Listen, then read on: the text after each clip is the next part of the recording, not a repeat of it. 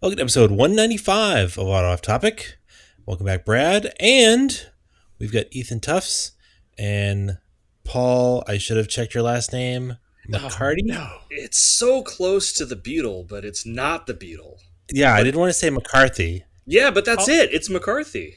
Paul Oh, has an okay. ungoogleable name because it will always auto-correct, in quotes, to Paul McCarthy. Yeah, So it will. that's how, sorry, Paul McCartney. See, I'm not even getting it right now. So Yeah, It's Andrew got okay. it wrong too. He said Paul Yes. McCarthy as the Beatles, so we're good to go. Yeah, Everybody's getting it wrong. exactly. Today, so that's Yeah. all good. We're, That's gonna be we're off great. to a great start, guys. I don't know your name, Paul. Perfect. I don't know my name Co-host. either. We don't need to know Paul's name. All we need to know is his Instagram name, and then That's we'll true. all be good forever.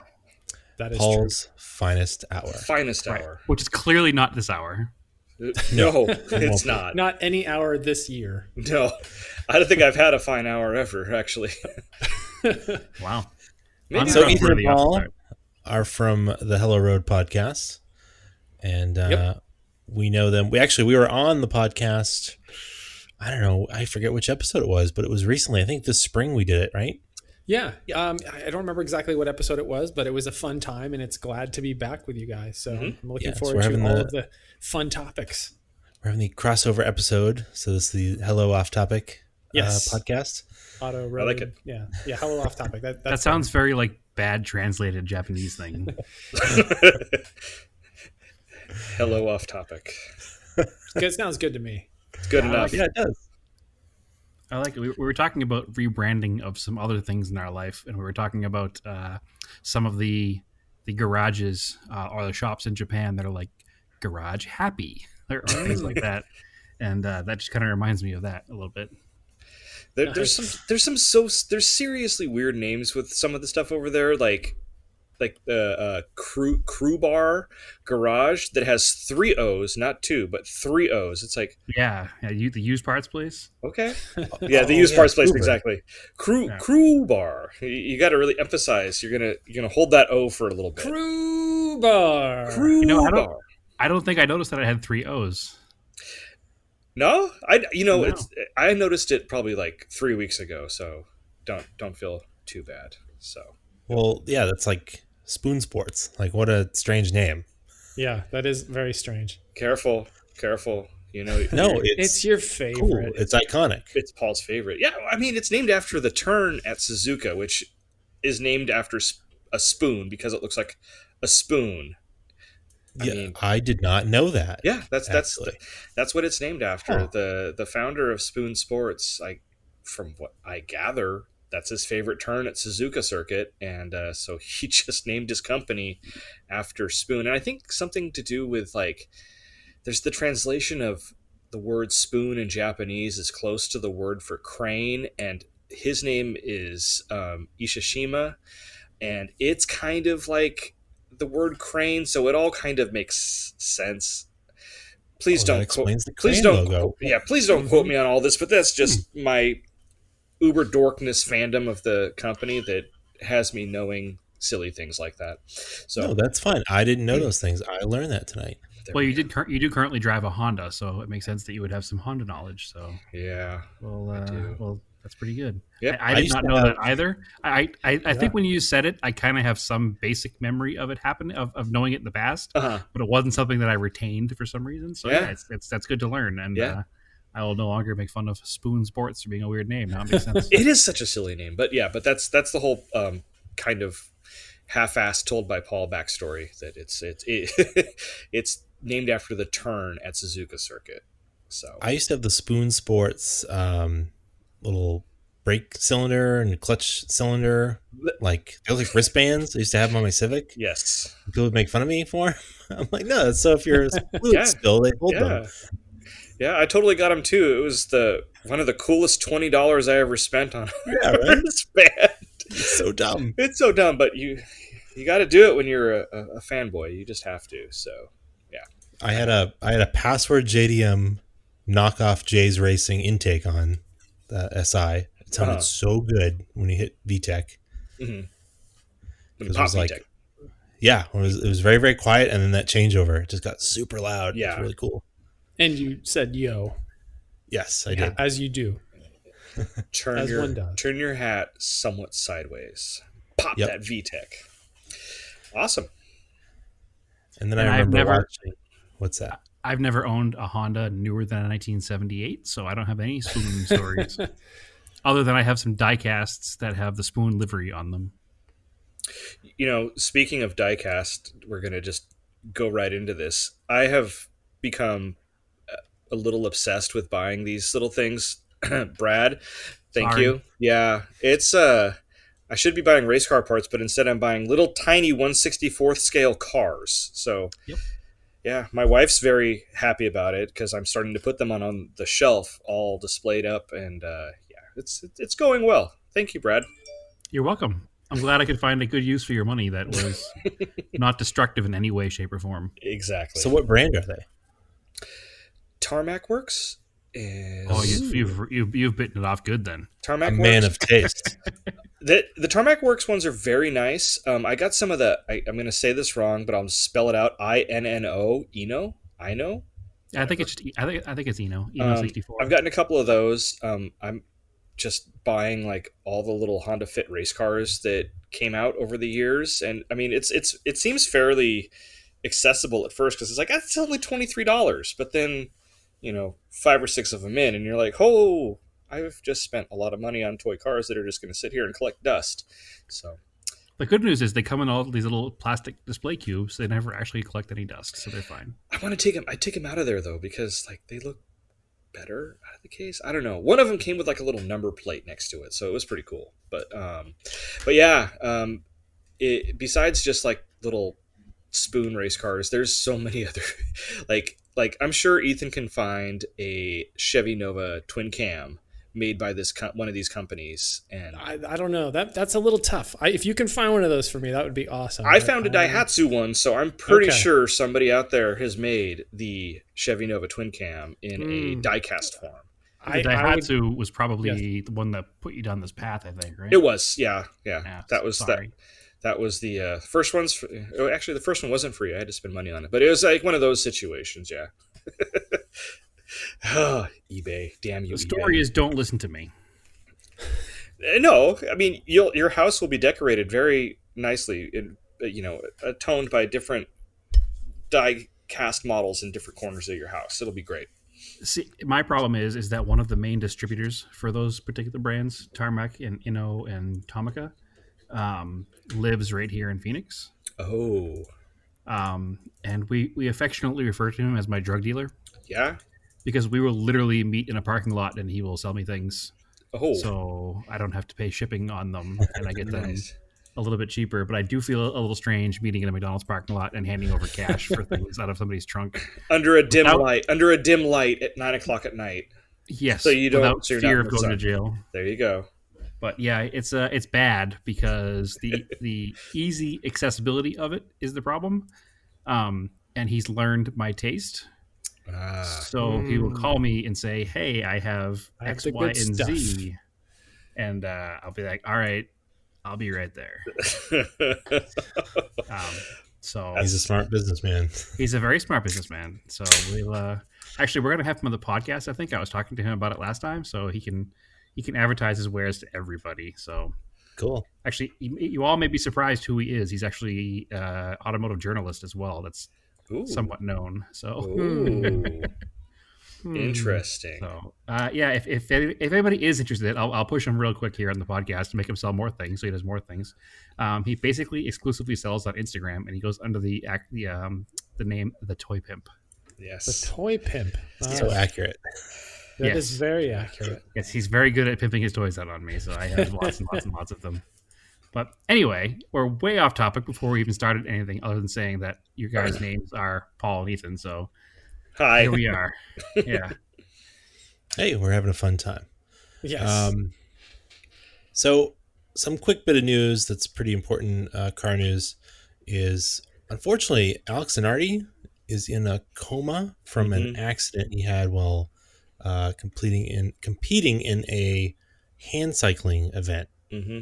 So Alex Zanardi, if you're not familiar with the race car driver, won 2 kart championships in the late 90s.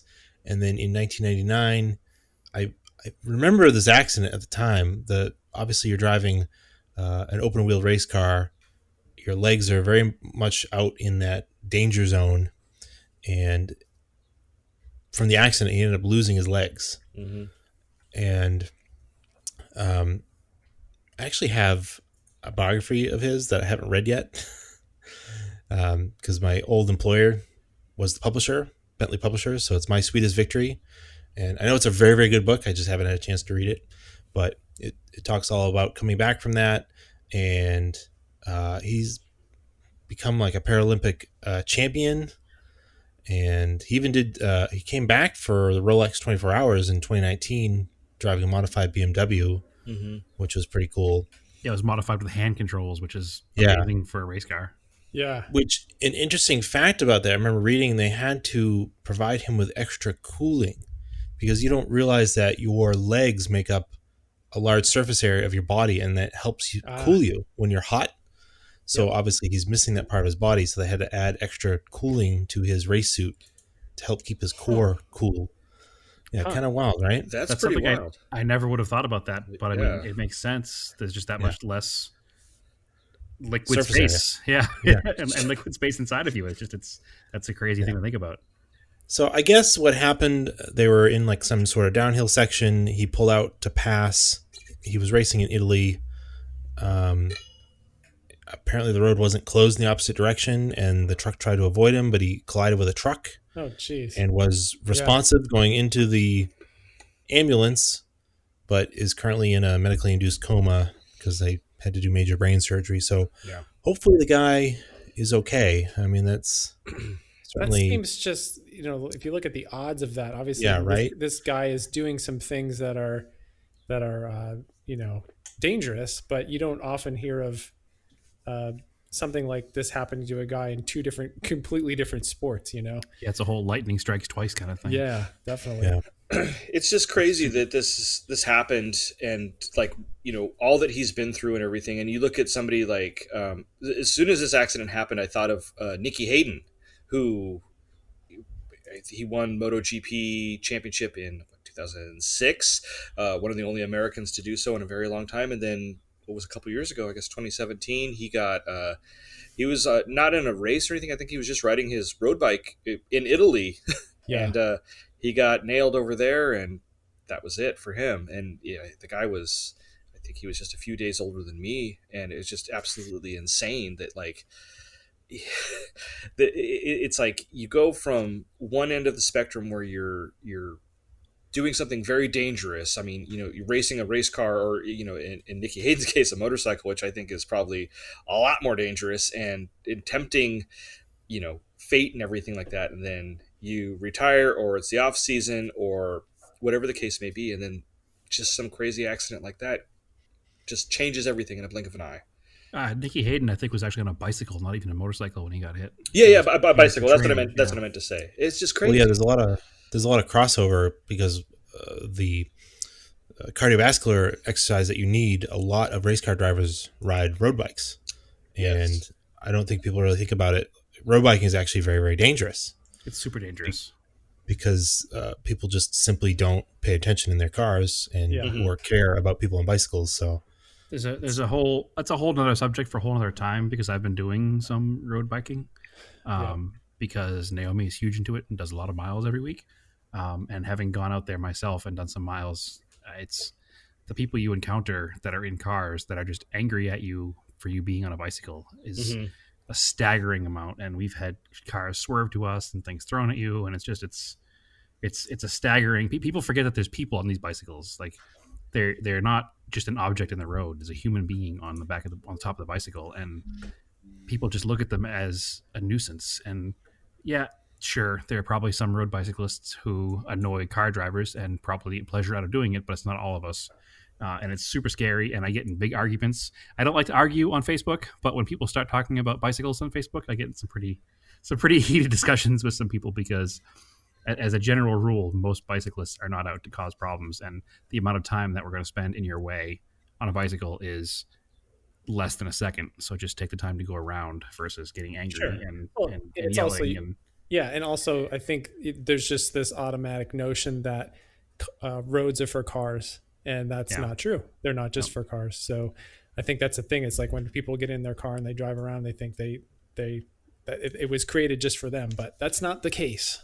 Yep. No, the rules with bicycles actually cannot ride on sidewalks in most places. And I know a lot of drivers think that bicycles belong on sidewalks when actually a bicyclist can get a ticket for riding on a sidewalk. So sure, there's a lot of other stuff going on with that. And it's a whole deep subject we can get into. And a friend of ours actually who was injured on a bicycle about 6 months ago got back out.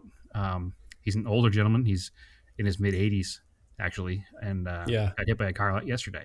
So it's like it just doesn't stop, and it scares me to think about these people on bicycles. And I'm sorry to go into this tangent about it, but it's one of these things that really it hits home with me now, especially now that I ride on the road. So it's not just bikes. It's motorcyclists, because anytime you get it on a bicycle, or you're a pedestrian, or you get on a motorcycle, or you're in a classic car which has none of the safety equipment that new cars have, you're automatically at a great disadvantage to anybody else on the road.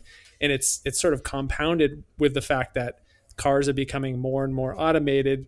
You've got I was just thinking today about how stupid lane keep assist is, because it's not really that helpful, and it just allows drivers to be lazy. Mm-hmm. So there's just more and more stuff like that's kind of giving drivers more and more thought that more and more evidence that maybe it's okay that I can be on my phone while I'm driving. So it becomes it seems like some of these technologies are making it more dangerous for cyclists and pedestrians. Have you driven a car with lane keep assist? Yes, I've driven many. It's freaky. It fights to keep you in the lane.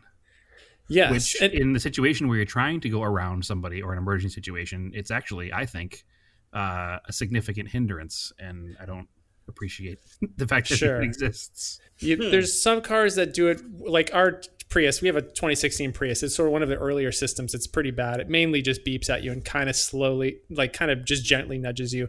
The Kia systems are much more aggressive isn't the right word, but they're a little bit more forceful at trying to keep you in your lane. The tug to keep you in your lane is a little bit stronger. And there's been a few times where it's been absolutely wrong, where it's just there's an area where maybe the painted line on the right just kind of curves to the right, but the road doesn't curve to the right. And it just tries to pull you over there. I'm like, no, don't do that. What if there had been a bicyclist there or something? That would have been really bad. Yeah, I've had an experience in a BMW when I worked at the body shop, and it was a very similar thing where you're attempting to go over the yellow line because of some construction. And the steering wheel actually physically fights to keep you in the lane, and it did not make me feel comfortable. Let's put it that way. Yeah, it's funny because today there was this. Actually, you guys were mentioning that you might want to talk about weird car Twitter, but one of the things I saw on Twitter today was this question of, what are some Actually, you answered this question, Paul. What was the question? You talked about your Fiesta. Your most controversial. I guess it would be your most controversial take, or say something controversial about cars. Cars, kind of like something. Yeah. Yeah. So one of mine would be, I think lane keep assist is stupid, and I don't think anybody should use it. And I don't know. There'll probably be a lot of people that drive older cars that might agree with that, but that's sort of a feature that is driving some new car sales. So. Mm-hmm. I don't know, stuff like that. Just, we're talking about cyclists and stuff. All of these technologies that are making it so you can be on your phone more is making it maybe doesn't make it any safer for pedestrians or cyclists. No, I'm sure we all saw the video this past week of the Tesla in Hong Kong that just drove into the side of an overturned truck. And it's just because it was probably on autopilot, and the driver was probably, asleep, used to using autopilot, and just let the car do its thing, and there was not enough time to react from when he came around the bend to when there was an object in the road, and it happened to be an overturned truck, and the car barreled into it at 65 miles an hour. It was just, there was nothing was done about it. And if the driver was paying attention, he probably hit the brakes. I guess that's the thing. It's I kind of wonder if there's some studies of are these technologies actually helping? Would these drivers have been far worse without them? I'm not sure, because there's plenty of people that are driving cars without lane keep assist that are crashing into things. So absolutely. Lane keep assist is how he got in the subject in the first place. Just makes me nervous being a bicycle rider who does ride on the street. Thankfully, we do have a pretty good network in Phoenix here of bike lanes, and that's good, and canal paths, but overall, it's just a scary thing. Yeah, So, totally. anyway. I don't like to ride around Los Angeles on my bike at all. Yeah, I can imagine it's not fun. No. And there's some places here I won't ride either, or Naomi won't ride either. And Yep. I'm far from a experienced road biker. Before moving out here and riding with her, I probably hadn't ridden a bicycle very much on the street since I got my driver's license. So Yeah. it's certainly it's a big change going from being 15 to being an adult and having a little more of that will to survive. I think you don't have when you're 15 because you don't know any better. Yep. It that's hurts. why a lot of It people hurts ride more when you mountain fall. bikes. Yeah, exactly. Mountain bikes have terrain, and terrain is harder to ride. And I'm way too out of shape to get into mountain bikes, as I learned very quickly trying to ride a mountain bike about a year ago. So, I've just seen too many of my friends like eat it really hard on Mhm. mountain bikes, and I'm like, I don't want to do that. No thanks. Yeah. the thing is with a mountain bike, if you eat it and you eat it hard, you have nobody to blame but yourself. Exactly. So I can live with myself if I break my leg. If somebody sideswiped me and broke my leg, Yeah. I'd be a pretty angry person. Sure. So, See, I'm a real wimp, and I'll ride like fire roads on a mountain bike. Yeah. That sounds good to me. so it's all fun, and I guess it's all that whole understood risk and calculated risk, and doing things that you think are worth the risk. So Yeah. Mhm. the driving classic cars and riding bicycles and riding motorcycles and going outside of your house every day are all in those lists of Yeah. calculated Yes. risks, I guess. So anyway, Andrew, Yep. want to So- back on topic or Yeah, speaking about arguing about things on the internet, I want to talk to you guys about weird car Twitter because Ethan and Paul, you're both very active on there, and Brad's been talking about like getting on there, and I was like, I don't know, I don't really love Twitter. It's kind of like if you're not familiar with it, it's like walking in a conversation that you don't know what's going on. Mhm. But this week, I was like, you know what, I'll make an Auto Off Topic account. So Yeah. Auto Off Topic is officially on Twitter.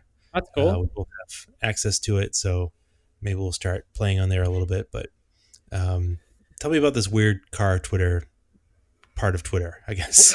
Well, I mean, I just think that the one thing about Twitter is that, it's from the outside, it's just this cesspool of like stewing, disgusting ugliness. But Mhm. there's these little pockets within that stew that are actually kind of fun. Yep. So, weird car Twitter is just car Twitter in general is pretty good, but weird car Twitter specifically is great because Mhm. it's all sorts of just random stuff that you forgot ever existed, and fun conversations. People are generally pretty good. There's not any hate as far as I can tell. Yeah. And people are into like just weird stuff, which I like. What do you think, Paul? Yeah, I mean, you kind of maybe participate a little bit more than I do in the weird car Twitter area. Yeah, I think it's a great thing. I mean, that's how we got Lee on our show. The man behind It's Van Time. Yep.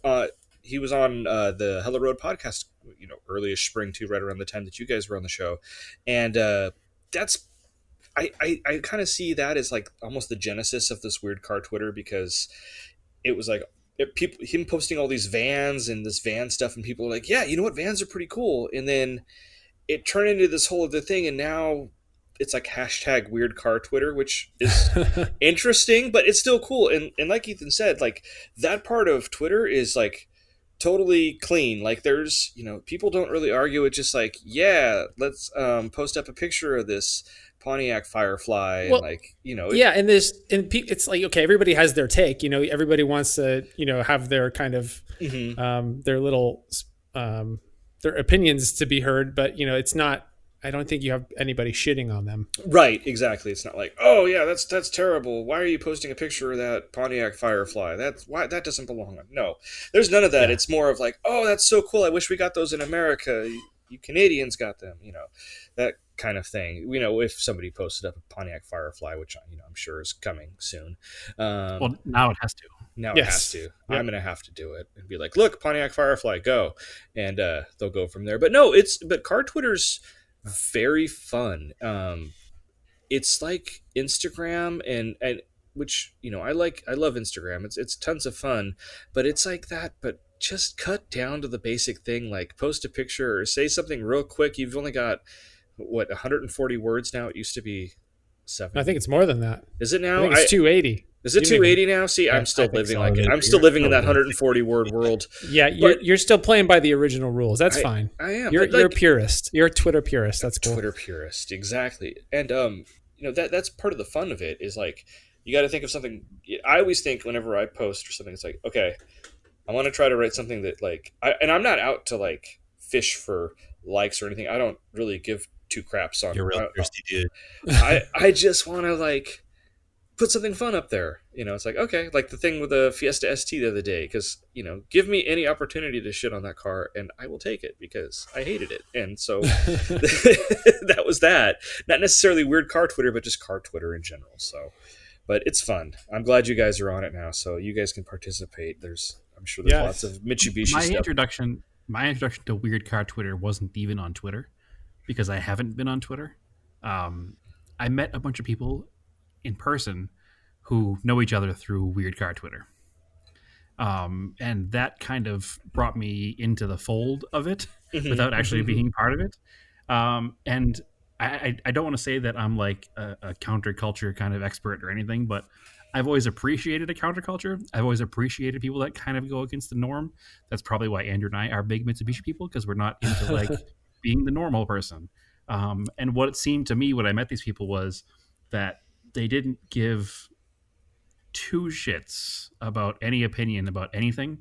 They were enjoying what they enjoyed, whether it be car related or lifestyle related or personality related. And they were having a good time with it. And that's what kind of drew me into even talking to Andrew about it in the first place, because it just seemed like a very like open, fun, inviting place to actually have car talk without having any kind of the stuff that you have sometimes with car groups that are a little, I don't know, snooty. Snooty's a word. Yeah, I was gonna say a little more traditional. Macho male based kind of. It can be toxic sometimes. Yeah, it can be a little toxic. Yes. Like, oh, you like cars? Great. Let's also talk about, I don't know, hunting. And not that hunting's toxic, but I don't want to talk about it. I'm not that big macho, have to do everything that dudes are supposed to do. I want to talk about cars. And it just seemed like these people were way more into just having a good time talking about cars. And it was nothing, there was no judgment from anybody, and it was awesome. Cool. Well, welcome to Twitter. But that was my introduction to it, so it's going to be fun. I'm sure it will. I haven't even logged in under our account yet. I haven't even looked at anything. Just don't follow anybody that is toxic, and you'll be fine. Yeah. Well, and that's the way that Andrew and I talk about all the time with, curating our Instagram pages. Yeah. Like you follow people you want to follow, and if you don't like what they have to say, you don't follow them. It's very simple. And if somebody says something bad about something, then you don't like what they say, then go away. You don't have to deal with it. Yep. I don't deal with people in my real life that I don't want to deal with. Why would I deal with them on the internet? So exactly, it's harder to avoid it on like Facebook per se, and sometimes Instagram, but it is what it is. Well, it's funny because one of my favorite things that I got from Johnny Lieberman on Instagram is anytime somebody's just being a complete shit or complete dick, his quick to the point response kind of works every time is go away. Yeah, and that was like I just took that and I'm running with it. I don't get that many terrible comments on YouTube or Instagram, but every once in a while I'll do it. And it's like, yep, all right, go away. And it usually works. So yeah, I'm sure you probably get a little more on YouTube than you do on Instagram. Yeah, a little bit. It's a little less personal. Yes, I think that's one of the things about Instagram that's been good is that it's kind of people tend to curate their own pages, like I was just talking about. So when they do curate their own page, they're not going to find Hello Road if all they care about is monster trucks. You know what I mean? Like, exactly. They're going to be there because, I also have a Nova Twin Cam, or I also have a Datsun 210, or I have interest in van life or whatever. So exactly. It's a little more tight knit, I think, because of that, and the person will connect with that. And the whole internet thing in general has been amazing for the car space because, when we talked about this a dozen times, when before the internet was really as large as it is today, I'd probably think I was the only guy that gave two craps about a 78 Dodge Colt. But Yep. And again, like Paul said, Now you've found that there's 6 people that give a crap about. Hey, there are 6 of us that own them, but Yeah. and like Paul said, I don't chase Instagram likes or care about follows. But if I post a picture of my Colt and 100 people like it, that's 100 people that appreciate looking at a picture of an old Dodge Colt. Yeah. There are That's 6 people who own 25 Colts between themselves. If you change that to 8 people and 42 Colts, I'd probably say you're correct. but it's fine because we've been able to, as a Colt owning collective, much like Paul and his Daihatsu owning collective, we've been able to find the cars that need to be saved and get them into the right hands.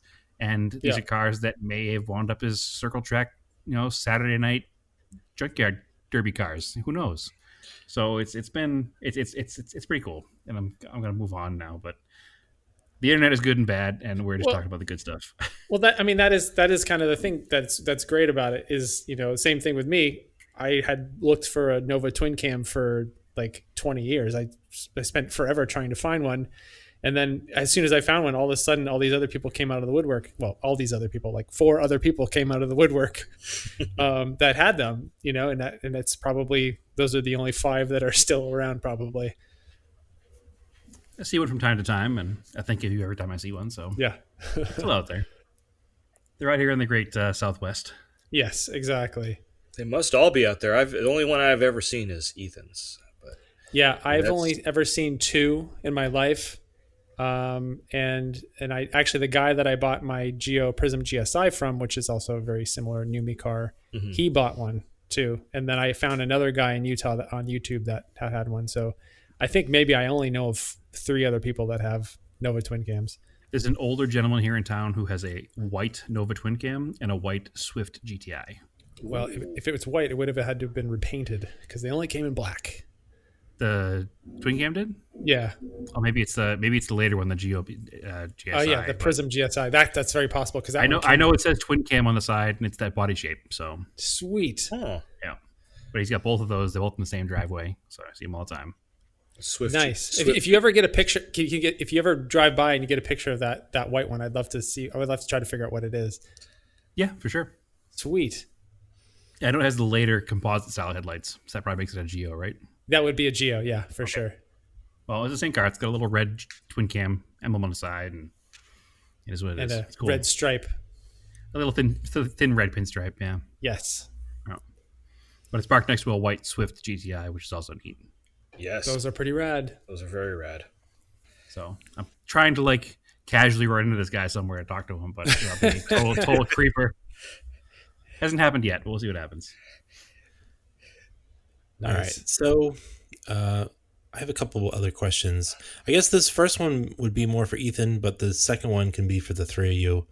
And I know from watching Ethan's videos on the Hello Road YouTube channel, right? It is Hello Road. Yes, that's correct. Yep. I would say the majority of your videos, or almost all your videos, they're very positive, vibe to them. Yeah, I try to keep it positive. Cars. Yeah, that's what's really cool. And from my personal observations and the reason why I don't watch a whole ton of YouTube car content, I know the rest of you 3 do, but most car channels I find push a lot of negative stuff to grab views. And then, so what do you guys think of that? Well, yeah, there is a fair amount of 5 things I hate about my Camaro, that kind of stuff. And all right. And generally those types of videos that nobody likes those because the people that are going to search for it are people that like Camaros and they're going to be like, I hate this video and give it a thumbs down. I don't know. There's a lot of people flaunting their money, which I don't know. I can't really get into that. I've always been kind of a person that likes value in a lot of things. That's why I like just cheap cars because I don't know. I don't think there's any car that's worth more than $100,000. And maybe even for me, I don't think there's any car worth more than 50. So I don't know. I do see a little bit of negativity on YouTube, but I've tried to avoid it specifically. And I do see a lot of positive videos. I do see a lot of people doing really cool builds and, they're enthusiastic about old cars or enthusiastic about weird cars. There's kind of a weird car YouTube too, So I guess just, sort of curating your subscription feed a little bit can help with that. If you don't spend much time on YouTube, it's going to just recommend you a bunch of random stuff. So if you spend a little more time on it, the all-knowing algorithm will start to recommend better things for you. Probably true. Yep. I know Andrew and I disagree on this topic a lot because I do watch a lot of YouTube videos, and I've sent some to him, and he just won't watch them sometimes. Yeah. But I think that one thing to remember about YouTube videos is that it's user driven. So you're gonna get what the user thinks about that particular thing he's making a video about. It's not advertisement based. It's not anything but the person's true opinions. Mm-hmm. Yeah.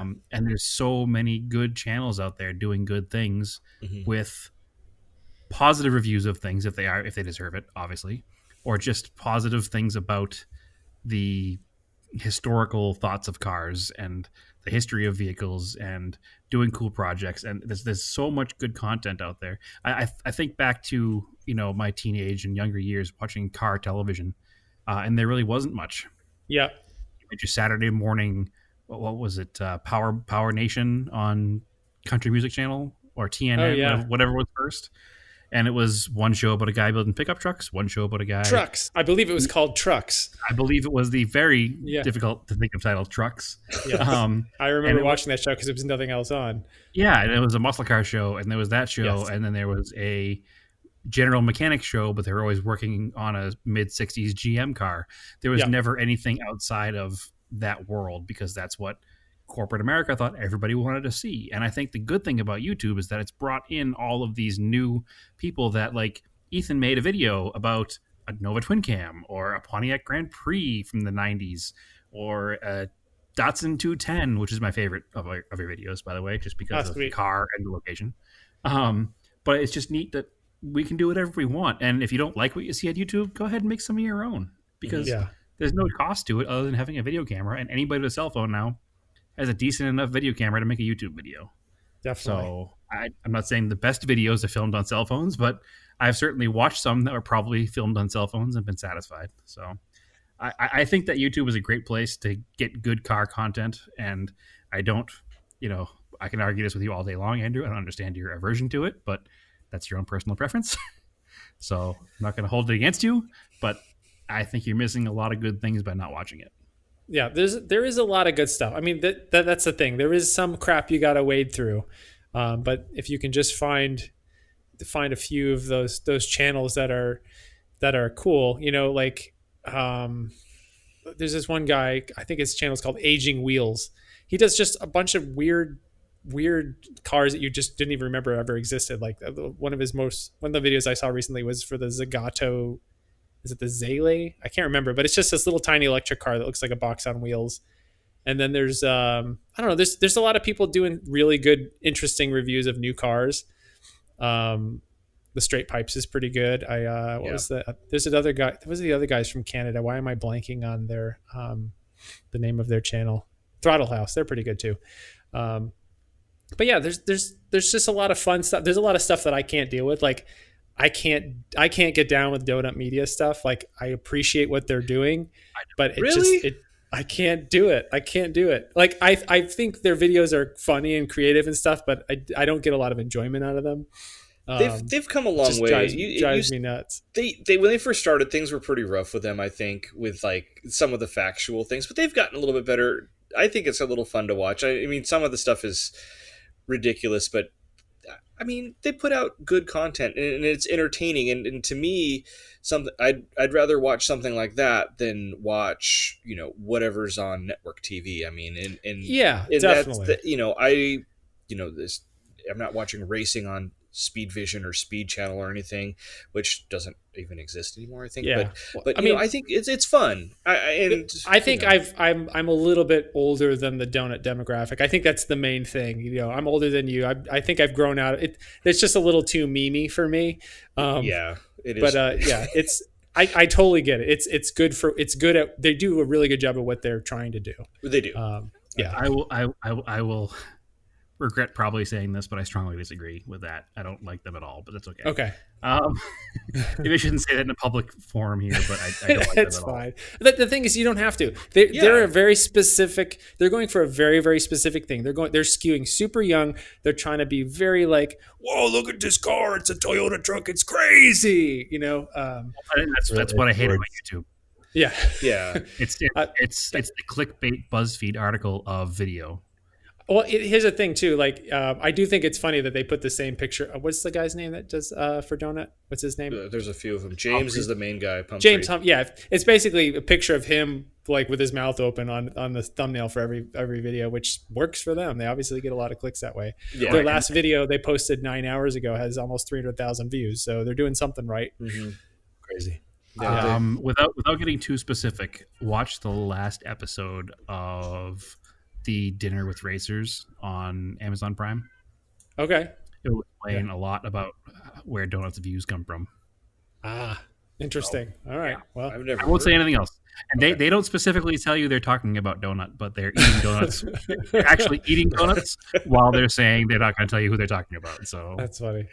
yeah, that's a whole nother. That's a whole nother topic for a whole nother day about about logarithms and how to win versus how to just be another fish in the sea, I guess. Oh, I will say my favorite thing on YouTube was when Hoonigan does those really short videos that highlight somebody's car that they bring to their shop. Yeah, the autofocus is it Hoonigan autofocus? The thing that Larry Chen does? Is that no? Hoonigan autofocus is very good. Really good. It's one of my favorite things on there. What Andrew's talking about is daily transmission. Daily transmission. Okay, yeah, that one. I think those are really well done, very cool. I want to see how the car is like put together, and they add like a couple little funny things they kind of throw in there. And just like it feels very real the way they do it. It doesn't feel forced. Like what I like pops about in from the office or something, it's kind of funny. They like talk to him, you know. Yeah, what I like about Hoonigan is Hoonigan does what Donut wants to do, but Hoonigan did it first, and Hoonigan does it better. They are fighting words. No, I mean listen. It's just your opinion. Everything comes down to opinion, obviously. Yeah. And Hoonigan to me they're genuinely car people. And they just want to have fun with cars. At the end of the day, that's why we're into cars, because we're into having fun with cars. Yeah. And watching Hoonigan videos, you can see the genuine excitement in their faces as they talk to these people and convince them to just savagely break their car in their parking lot. And I 100% am down with that, because cars are meant to be driven, cars are meant to be abused, and cars are meant to be fixed again and enjoyed again. And that's how I look at it. And that's kind of my their whole thing, while it's a little more brash and in your face than my personal opinion of things should be. But the content makes up for it. And their autofocus videos, I think, with the ones with Larry Chen, are absolutely amazing, because they're great. They really break it down to the car, every little detail of the car, with Larry's photographs and videos, and you hear the car and you see the car. And I watch a video like an autofocus video, and it reminds me of 15, 20 years ago reading a magazine about a car.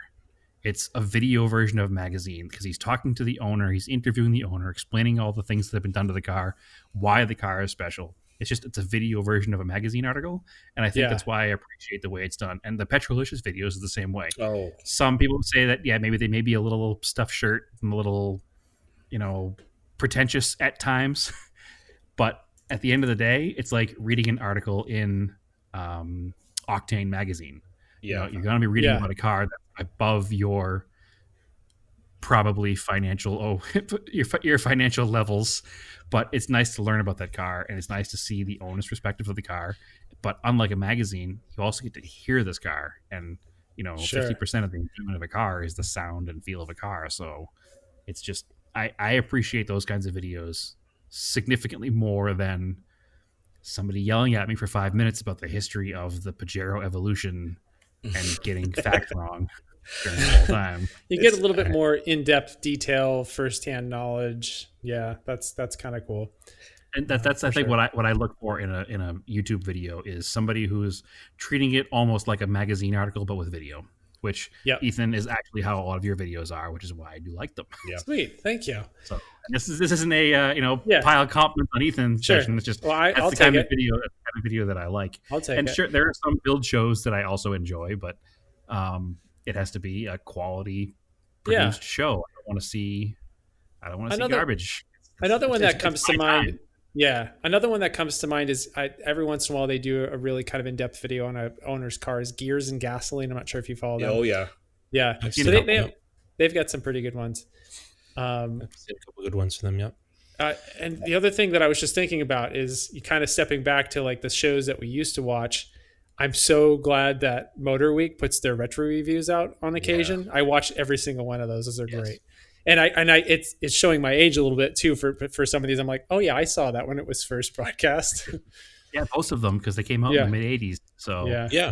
I remember watching on Channel 2, which is the local WGBH, local Yep. PBS. Yeah. Owings Mills, Maryland. Yeah.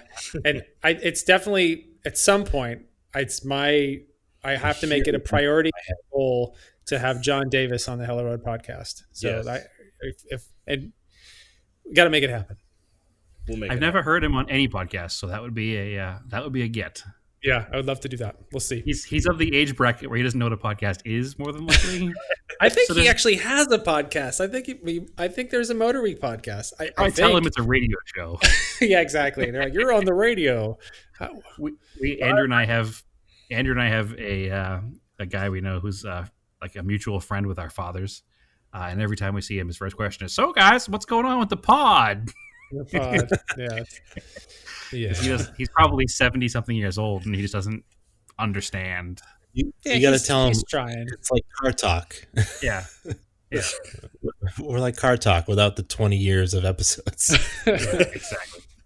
Yeah, he's trying to show interest, but at the same time, it's funny seeing that generational gap where you don't know. And honestly, Ethan, I know that you're probably around the same age, and Paul's around the same age as I am. We're kind of at the top end of the podcast being normal. Sure. For anybody who's mid 40s and above doesn't really get it, and it's been interesting trying to explain it to people of those age brackets. But yeah, definitely. Mm-hmm. How does this work? Can I tune in my car if I don't have a phone? I don't understand. No, it doesn't work. To be fair, my parents do listen, and they know how to listen to this podcast. Yeah. I'm sorry. I was being very ageist. I apologize. That's okay. They have a good sense of humor.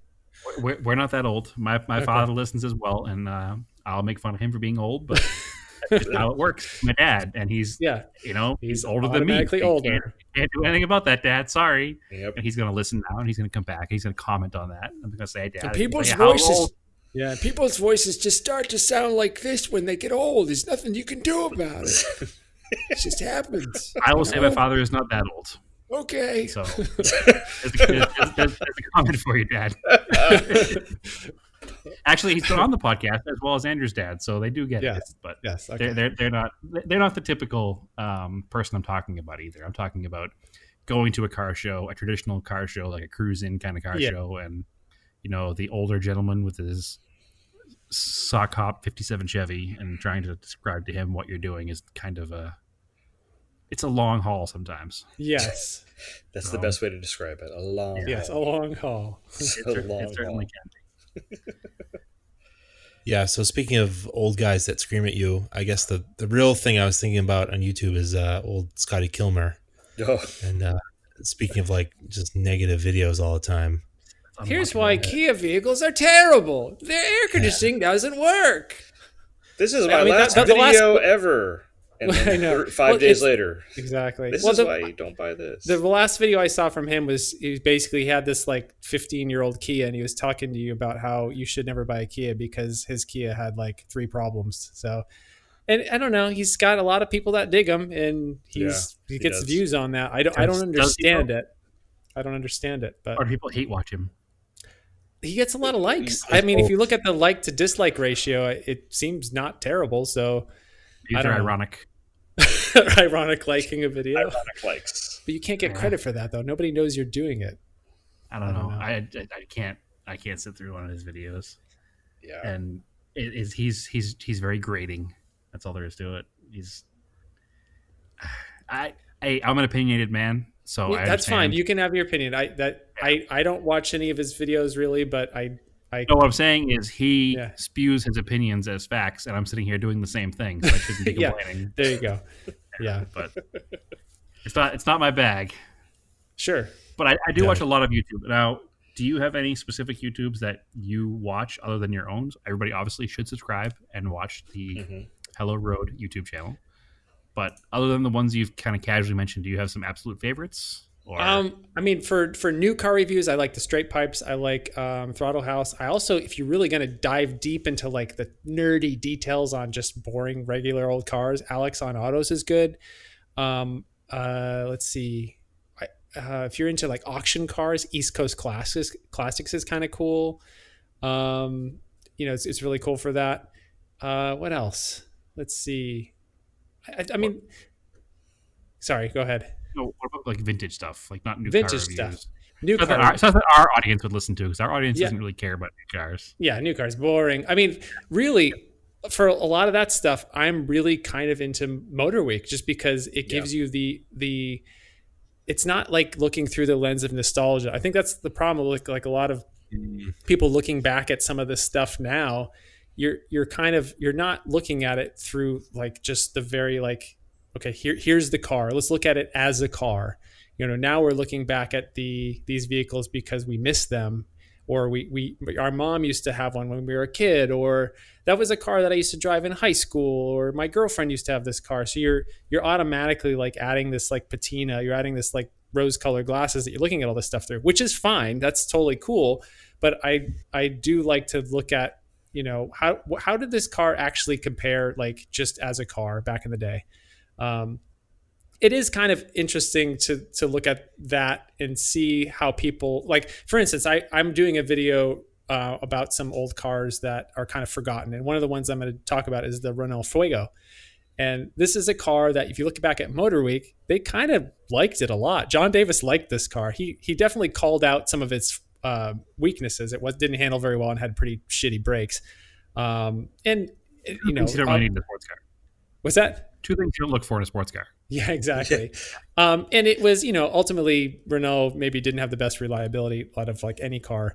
But so that was just kind of interesting to look back at like the Fuego, which you look back at it now, there's very few left. It's not a bad looking car and they liked it. And you just kind of interesting to sort of go through and figure out where did it all break down? Why did this car fail? Why did nobody buy this thing? And why are there none left today?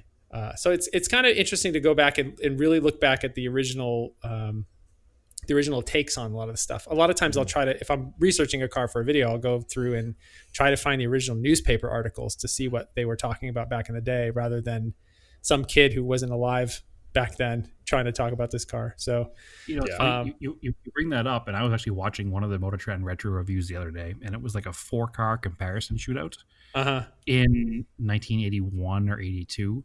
So it was a Volkswagen Rabbit, a Renault 5, which you forget they even sold here. Le Car. That was Le Car, excuse me. Maybe a Chevette and a Dodge Colt. Obviously, the Dodge Colt brought me into the video because that's what happens. But it was neat watching the video with comparing the 4 cars, and the Volkswagen ran away with it. Yeah. And you think about what's still on the road today. Yep. And, I'll see 3 or 4 Volkswagen Rabbits probably every month. Yeah. The day I see a front-wheel drive Colt or a Le Car or whatever else is in this video on the road, or at least on Stanza maybe, is like rare. So I'm gonna start with the Mazda GLC. Yeah. Okay. So they love this Volkswagen Rabbit, and the Volkswagen Rabbit won. The Colt came in second, but that's okay. And it was just you look back through these rose-colored glasses, as you say, and you think of the Rabbit as this neat little car that kind of normalized front-wheel drive for American roads. But there were other cars available at the same time that just didn't quite hold the muster that the Volkswagen did. And it won the event then, and all these years later, you'll still see them on the road. So there's definitely some merit here. You're discussing the looking at them through the eyes of the contemporary when they came out. Sure. I guess the other thing I would be curious to find out is, okay, you look at all the cars in that lineup, which one actually sold the best? And I don't think there's going to be necessarily a correlation between that and which ones are still around. It might be the case for some things, but I think in for that other case probably is. Yeah. okay, for instance, the Chevy Citation, they sold a shit ton of those the first few years they were out. But when was the last time you saw one of those? It was just a car that nobody gave a shit about. I saw a fully restored X11 hatchback yesterday. I meant to try to take a picture of it, but it didn't happen in time. Yeah. Wow. But yeah, and that's not a common occurrence. Not common, which is why I wanted to take a picture.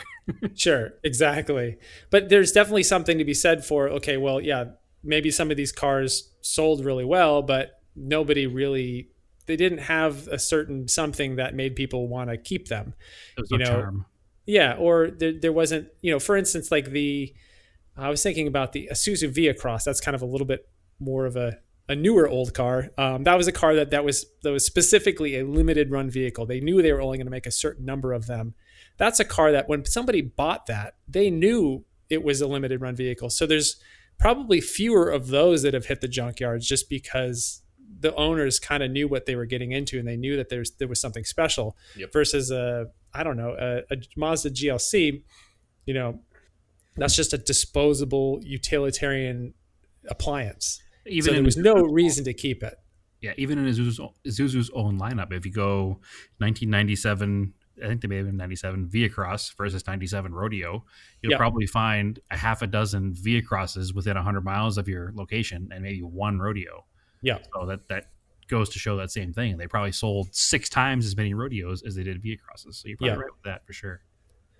So speaking of Chevette, have you ever seen the retro review with the white Pontiac T1000? T1000? Is it 0 to 60 in about 30 seconds, something like that? It's like 31.3 seconds, 0 to 60. Was that a diesel? I can't remember. I think I don't remember. No, I think it was the 4-cylinder with the automatic.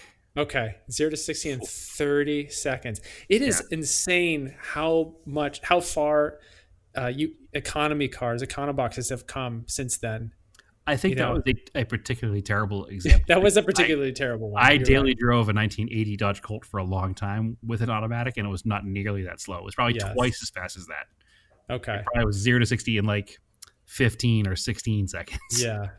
Which is a positively race car comparatively. Yeah. I mean, I've had so many slow cars. It wasn't until recently that I actually had a somewhat fast car. I mean, so many of them. I had an 87 Tercel. That thing was super slow. I had a 86 Nova that was super slow. I had that 74 B210. That was the slowest car I've ever owned. But yeah, it's just little cars have come a long way for sure. Yeah, they certainly have. And I'm glad we're not saddled with the sad examples of cars that we were then. A new Mirage is not a bad car. Yeah, it's not bad. Yeah, for what you're paying anyway. Although they just killed the Yaris in the US, so that's gone. I just literally posted a review of that a few days ago, and they're like, we're killing it. Well, did you see the press release for the new Yaris GR the other day? Well, they're not bringing that to the US though. So there's 3 trim levels on this Yaris GR. Yeah. 2 of them in the press release say not for US. One of them doesn't say anything. Interesting. I don't buy it. I'll be surprised. It could be a big tease. Who knows? But it doesn't say whether it's coming or not. But it doesn't specifically say it's not. It's so weird. Where does the Yaris fit in with the Corolla then? Is the Corolla being smaller? No, it's like a Fiesta to a Focus. Yeah, and that's Yaris much smaller. That's the thing too that you think about. They killed this, great little economy car they have, and I saw the sales figures. It was something like 15,000 Yarises or something sold last year versus like 310,000 Corollas. So yeah, it makes sense in that scheme of things. But for the idea of this GRM and Yaris that's going to be made for the rest of the world, but not for the United States. Toyota really, I think they could probably sell that car pretty well over here, but it would be in that same boat like the FRS or 86, whatever it is. It's like once the initial group of it buys it, and then that's it. It's done. So it'd be like a 2 or 3 year run, kind of like Fiesta ST, I guess, in a way like that. But I don't know, would people want to spend? It's going to be $30,000 for a tiny little pissed off 3-cylinder Toyota. Yeah, yeah. That But I or just would wish. they rather spend $35,000 on a Corolla that's maybe Yeah, got a hotter engine in it? Yeah. yeah. That, I mean, that car supposedly is coming here, the Corolla GR. yeah, I've heard about that for sure. Yeah. I think part of the challenge is you've got like nobody buys small subcompact cars anymore. They just don't sell. People are gonna. That's why Hyundai is coming out with the Venue, which is kind of like a lifted accent. It's and really when you compare a Yaris to a Corolla, they get identical fuel economy. The Corolla isn't that much more expensive. Um, I don't know, and really a Yaris Money's is cheap. yeah, and yeah, a Yaris is kind of a if somebody's buying a Yaris, they're really kind of comparing that to used cars. Yeah. It's not if all they can afford is a Yaris, that's kind of like setting the bar pretty low. So they're going to be looking at like a used Corolla or a used Civic or something like that. So, Well, I think right now that the typical Yaris buyer is probably a Corolla buyer, like you said, that can't quite swing the extra 50, Yeah. $60 a month. But money is so cheap right now that most buyers aren't going to opt for the cheapest option. They're gonna splurge because, hey, last year it was 2.5% interest. This year it's 0. yeah, The year before that it was 5.5% on a new car. So let's take advantage of this and 0 interest payments for 5 years. How can you not buy a nicer vehicle at that point? yep. You know? What's the smallest Nissan? The smallest Versa. Nissan is the Versa. Versa, right? And I know it's not the Sentra. I know the Sentra is bigger now, but the Versa, are they still making the Versa? Yeah. They actually Wow. just came up with a new one kind of recently. Yeah. So basically, if you want a cheap small car, you got a Mitsubishi Mirage, Kia Rio, Versa, Chevy Spark, Chevy Sonic, which I don't know how long that's going to be around. Sonic's for. dead after this year. Sonic's it's dead after. Okay. What I'm forgetting something else, but really, Hyundai bringing out the Venue. It's like okay, everything's just going to crossovers. So It's tiny. Well, I've seen a few of them. They're it's very off-putting seeing it. It's like seeing one of those Ford, what is it called, EcoSport or whatever. those They're make very me Weird, angry. especially with the tire on the back. Yeah, the Hyundai doesn't have a tire on the back, but it's still like you look at it and it's like, whoa, what the heck is that? It's like a shrunken down little, like full size SUV. But I've seen a few of them running around already because. But if you look at the price, it's like it's right there with the Yaris. So if somebody's going to be comparing, okay, well, I could get this little thing that kind of reminds me of a hatchback from the 80s, or I could get this thing that makes me feel like I'm driving a crossover, they're going to buy the Hyundai. That's why the Yaris is dead. I think that's, it's because they're going to probably try to bring some other something CHR, something like the CHR, but not so stupid, Yeah. And smaller than Yeah. the CHR. That's going to be a lifted Yaris. A lifted Yeah. Yaris. That's going to be the next like flavor of the month or 5 years, I guess, for a lot of these car companies. I'm sure Mini CUVs, so it's like MCUV, mini CUV. Yeah, well, it's the subcompact. It's the Kia Seltos. It's the Nissan Kicks. It's the Honda the HRV. Seltos. That's the thing I saw. I saw one of those things too, and that's crazy that I've seen them already. I didn't even know these things were coming, but I think about the day that I bought my Mazda 2 in 2011, and it wasn't like months later until I saw another one that wasn't sitting on a dealer lot. It's like, oh, it's another Mazda 2. Somebody else bought one versus like these small mini CUVs where it's like, I didn't even know this little Hyundai was coming or this little Kia was coming. And here they are. I've seen 6 of them already. So, well, I think the Mirage is probably on its way out too, because I just got a targeted ad for that earlier today. And it's, it's a $13,000 car that they're selling at 0% interest for 5 years with $1,000. One of us has to one of us has to jump on this. One of us has to own a Mirage. I will do my best to get Mitsubishi to let me drive one, but I'm definitely not buying one. No, I think it would be a great little car. It'd be fun. Andrew and I have both owned Mirages in the past, but they were older Mirages when they were way better. But have you had one that was available in purple or whatever color it is? I mean, it's a cool car. Pretty sure it was available in aqua and purple. But I have a Mitsubishi question. I don't mean to like diverge from this boring new car talk, but so I just learned about this car the other day, and I'm sure you guys know about this because as being Mitsubishi fanatics. But I just learned about the Eagle Vista the other day, and I learned that there was a turbo, and I've never ever seen a picture of it. And I'm curious if either of you have ever seen a picture of a Eagle Vista Turbo. So this is a car that was only available in Canada. It's Canada only. Yep. So it's basically a Mirage, a Dodge Colt. There's so many different names for this car. I think it was Mitsubishi Colt in Australia, right? So the Vista is the little van guy. Well, there's two of them. That's the Vista, Eagle Vista wagon, but there's also an Eagle Vista hatchback and sedan.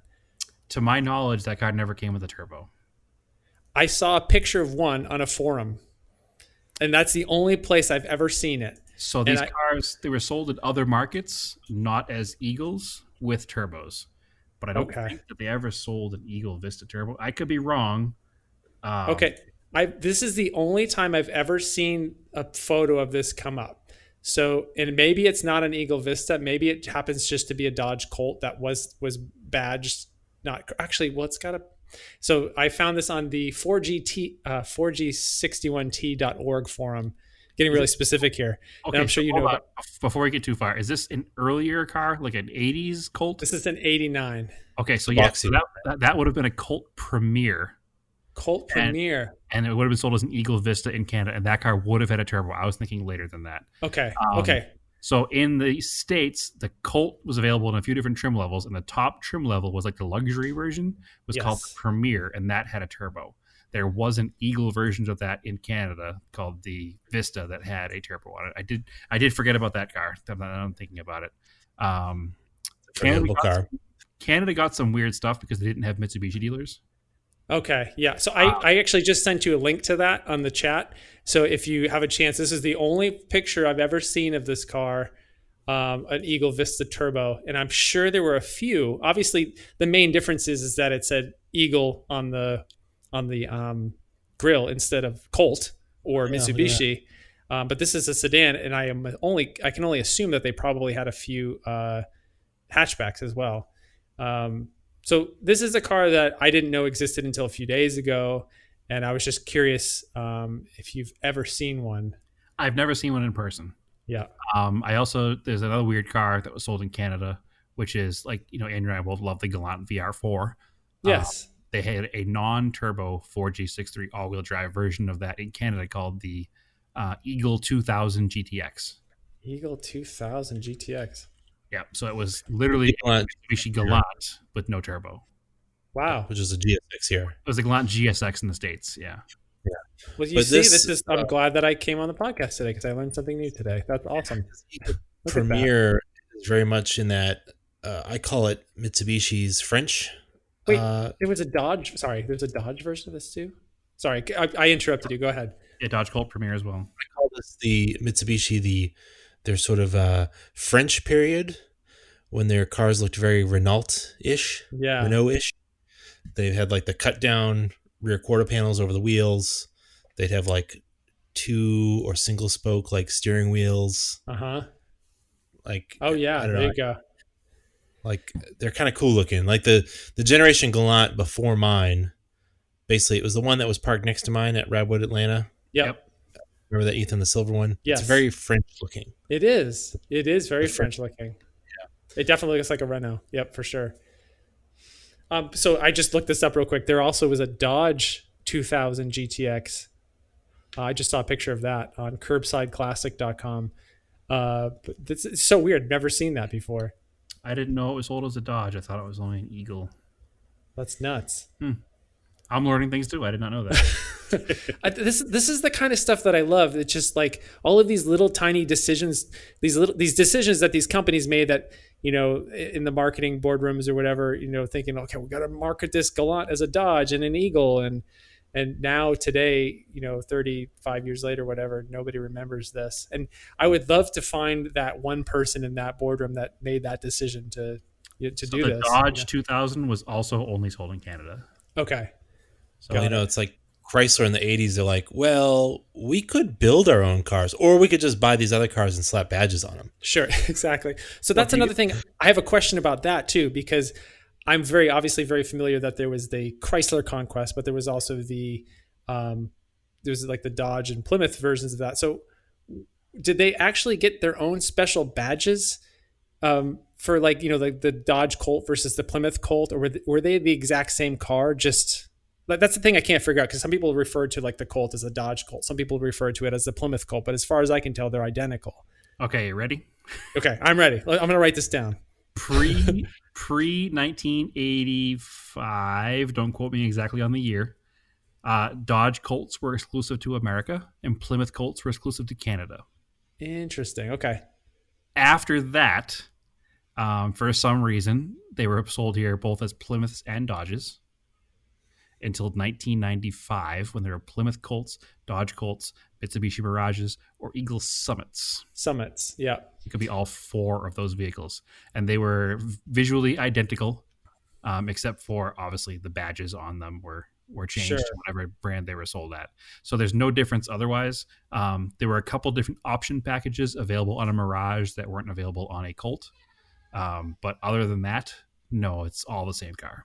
So I have to imagine that maybe the reason why they did that is because there were some Dodge dealers that were separate from Plymouth dealers, and they just wanted to make sure that both cars. It's all dealer network stuff. Yeah. It's so weird. So, yeah, that's why Eagles exist.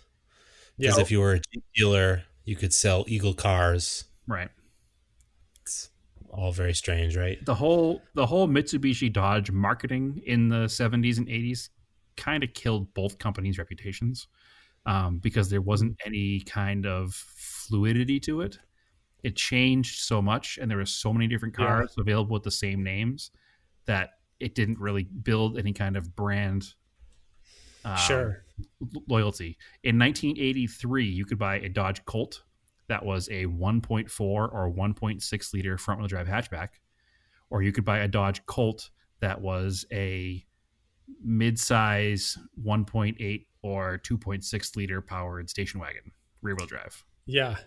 It's weird. And that whole thing just kind of, and then the next year they were all front-wheel drive hatchbacks or sedans or station wagons or vans. It was just, they didn't have any kind of cohesive plan when they started doing this, and it kind of has killed them.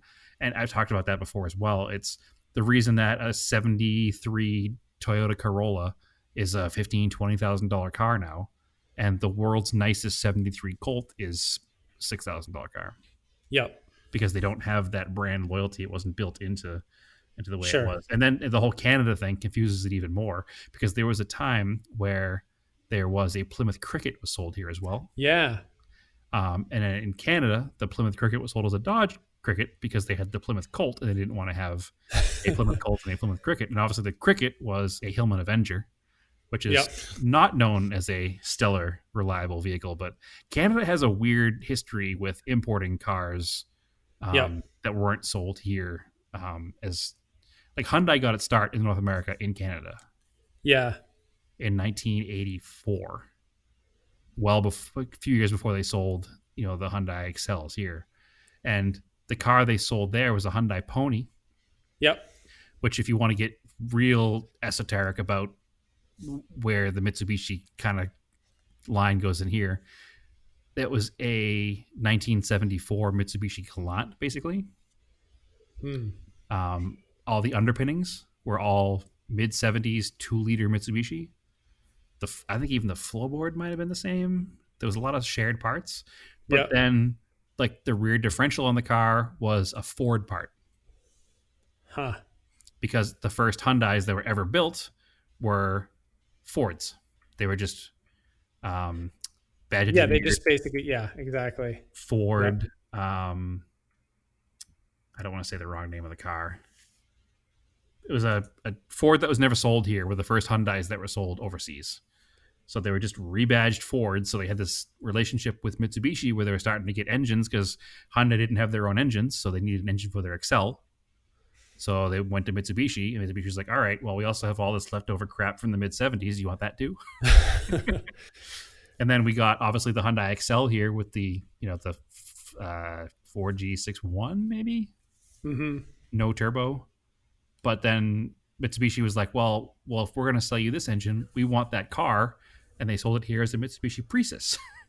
So there's just so much badge engineering going on that everybody didn't know what to think about any of it. And ultimately, it was bad for everybody except for Hyundai, apparently. Sure. Yeah. Well, and to think about, like, when you saw a Colt, most people, not most people, but I think some people knew that the whole reason for Colt existing was to badge engineer vehicles. It's kind of like most people knew that Geo existed just to badge engineer cars. And actually, I guess even Eagle, really, for the most part, or for all of the part, all of it.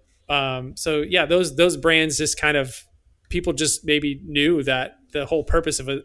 Well, I guess maybe the companies didn't really try to sell it as anything different. Like when you saw ads for the original Colts, they're like, it's basically built by Mitsubishi and not with the Mitsubishi brand. Just so it's Mitsubishi guts. Yeah, but you're a racist. You're a racist American that doesn't want to buy a Japanese car, so we got to put a different name on it. If you look at the first couple year Colt advertisements, they actually say it's from overseas. They don't even try to hide it. They literally, the first ad they showed the car outside of a crate. Like it said from Japan on the side of the crate. Because everybody wanted the reliability. And actually, even I remember seeing some of the ads for the first Colts where they actually, some of the they really went. You're right. They really went all in on the fact that it was a Japanese car. Yeah. It's just really strange to me that they went that route, but I don't know. I guess a lot of the cars that the American companies were making at the time weren't exactly reliable, so they needed to do something quickly, and maybe that was the idea. Okay, well, we can't develop this quickly enough. Let's just bring this car in, slap a badge on it. Really, literally, that's all they did, right? I mean, is Colt the grill and the badge on the steering wheel? That's all that changed, right? Yeah, 100%. And I think it's probably the same holes in the fenders. There are a couple of minor changes, like the U.S. bumpers versus for sure, like that. But overall, it's pretty much the same car. And there are some Mitsu Dodges that if you take off the Dodge emblem behind it, there's a Mitsubishi emblem. So and some steering wheels, but it's just funny the way that it went. And part of the reason that they had to rename the car when it came here.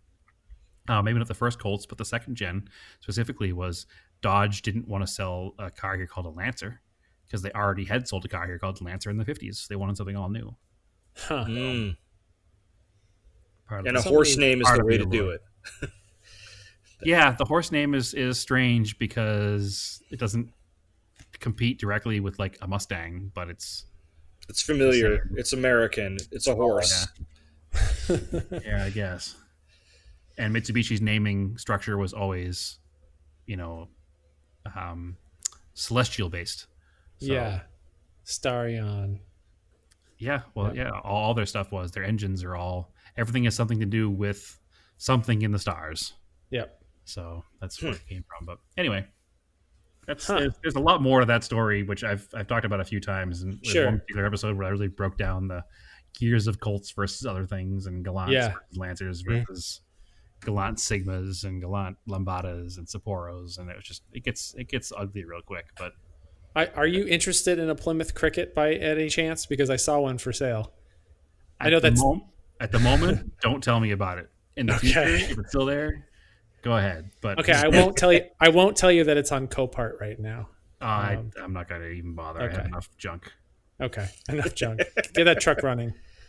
Oh yeah. So before we wrap up, how are you doing on that truck, anyways? I think we talk about that next week when it's just us. But the truck has spark now, so the engine's together. It has spark. It cranks over. Doesn't make any weird noises. It hasn't stumbled. You did the GM ignition module conversion. Ignition module conversion, which I'll go into in great detail next week, I think, because that's going to take some time. And we're already, I think, almost an hour and a half into this guy here, so I'm going to spend another 20 or 30 minutes on that alone. But it is working. The GM ignition module swap is almost universal and can be used in a lot of old cars. And it's simple, it's cheap, and if it goes bad, you can buy it at any part store for like $20. So, nice. So did that truck already have electronic ignition in it? It factory had electronic ignition. And the reason I even converted it in the first place is because the Toyota parts, when you find them, are at a minimum for a used quality not promised part. They start at $100. Brand new ones are, if you can find them, they do exist. They're like $400, and you can pay $250 for ignition module. And yeah, a lot of the guys say, well, they lasted for 30 years. So, but the problem is if I'm buying a used part, that used part is already 30 years old. Mm-hmm. It's true. So if I can buy this part for $25 at O'Reilly's, and I can get one at any O'Reilly's anywhere in the country, and it can make spark in pretty much any vehicle that needs electronic ignition or even doesn't have electronic ignition, and you want to run electronic ignition, this is a good way to do it.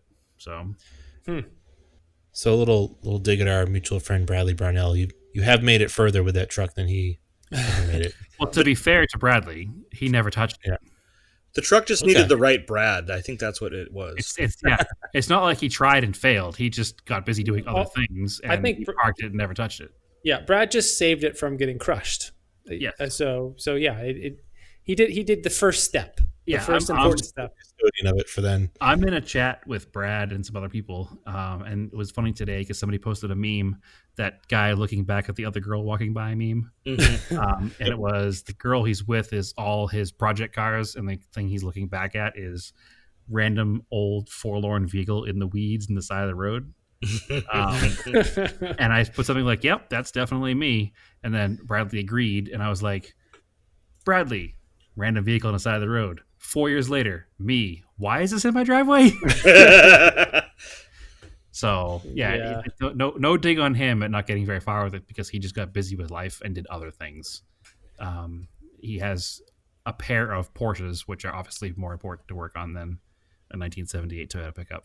So sure, and he had 3 Porsches, and then finally decided to offload one of those to me. So that's right too. You have there's 2 of us on this show here now with ex Bradley Brownell cars. Sure. I mean, technically, we own it together, so he just didn't want it to look at it anymore. So right. But I do sort of have a very similar problem to Brad, where I buy these vehicles thinking that I'm going to do something with it, and I only end up working on a couple of them because that's all I have time for. So, which Brad are we referring to, me or Brownell? Brownell, or I guess it's all the Brads. All the Brads. Yeah. All the Brads.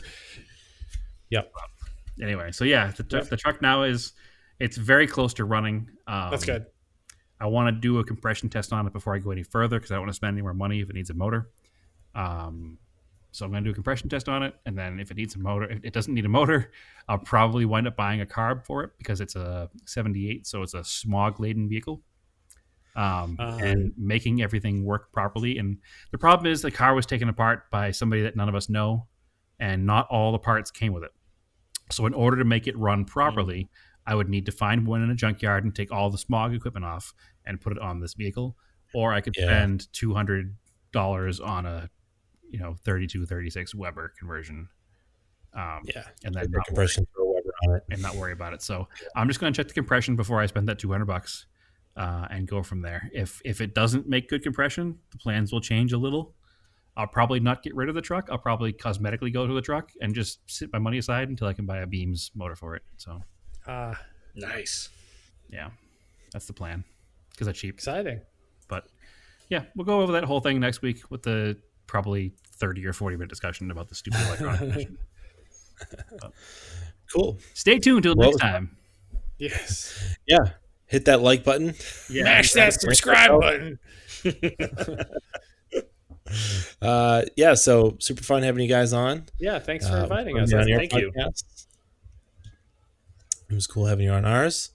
Where can they find you two? Why don't you go first, Ethan? You can find me on YouTube at youtube.com/HelloRoad and on Instagram and Twitter at Mr. Ethan Tufts. And got some new videos coming up. I'm doing another video on, actually, there's going to be a Mitsubishi feature in one of my next videos. So stay tuned for that. Mash that subscribe button, will you? Awesome. I don't really mean that. Please don't mash it. That would break your mouse. Do click. Just click it. Yeah. Just click it. Yeah. Just please don't mash it. And I promise, having watched Ethan's videos, he doesn't yell at you to like and subscribe his videos, which is a YouTube pet peeve. Call to action. I have done it on occasion, just very gently, but then I decide, screw it. If you like it, you know what to do. You've watched YouTube enough, you know what you're gonna do. You're like that mid-90s voicemail. If you hear the noise, you know what to do. Yeah. Paul, where can they find you? You can find me at Paul's Finest Hour on Instagram and Twitter, where I will hopefully have some new Daihatsu pictures soon. It's been very What? fit heavy, but Oh, jeez. the Daihatsu needs to come out of its summer slumber and take some Yes. nice new photos. So hopefully, You know what I want to see? What's that? I want to see that Beetle. There's a funny story on about it. the Beetle, but you're gonna have to tune in to the next episode of the Hello Road podcast where Yes. it'll be. Oh, what a tease! Yeah, I'm glad it wasn't the last episode of Hello Road Podcast, therefore proving that I haven't caught up with Hello Road Podcasts yet. No, I've actually been kind of dragging my feet. We have one that we recorded I haven't posted yet. So yeah. Excellent. Well, I look forward to that update because I'm very interested in seeing that car come back to life. Yeah. yes. So, as always, you can follow the Auto Off Topic podcast on Facebook, Auto Off Topic on Instagram, Auto Off Topic on Twitter. We have like 2 Twitter. posts. And you can follow me on Instagram, Raced in Anger. And Brad, where can they find you? They can find me on Instagram as TSIS350, as everybody likes to say, or as it was intended to be, TSISS350. Cool. As always, keep your cars analog and aim for the roses.